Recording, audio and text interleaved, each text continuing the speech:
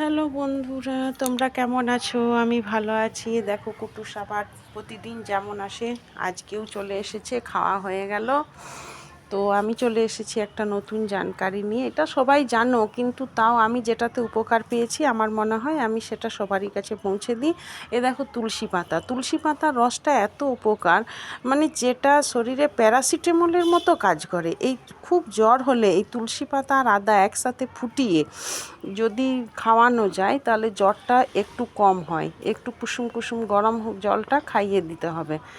আর যদি খুব জ্বর হয় হাঁটু পর্যন্ত জলটা একটু সামান্য কুসুম গরম করে পাটা ডুবিয়ে রাখতে হবে। আর খুব জ্বরটা যদি থাকে তখন আরেকটা কাজ করতে হবে, মানে সব সময় কখনো ঠান্ডা জলটা দেওয়া চলবে না, সব একটু গরম করে জলটা দিতে হবে। তাহলে ওই গরম জলটা ঘন ঘন দেওয়ার ফলে কি হবে, শরীরেতে জলের কমি হবে না। আর একটা হচ্ছে যে জলের মানে জল গরম গরম জলটা খাওয়ানোর জন্য জ্বরটা ঘাম দিয়ে মানে ঠিক হয়ে যাবে, জ্বরটা ঠিক হয়ে যাবে। তার জন্য তো তুলসী পাতার রসটা আর এই তুলসী পাতা আর আদা এ দুটো একসাথে ফুটিয়ে জলটা কুসুম গরম সবাই খাওয়াবে। যদি কারো জ্বর আসে এতে সর্দিও ঠিক হবে, জ্বরও ঠিক হবে।